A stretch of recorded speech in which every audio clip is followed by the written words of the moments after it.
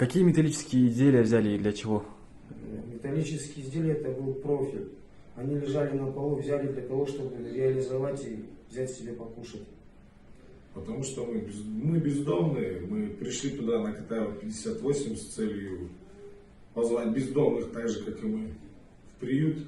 Но их-то не оказалось, мы увидели этот металл, решили его собрать с целью сбыта для собственных нужд. Ковыряли на дачах? На заброшенных или на каких?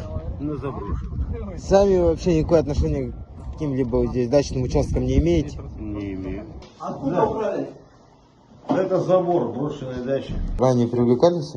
Никогда. Что хотели приобрести за вырученные деньги? Алкоголь.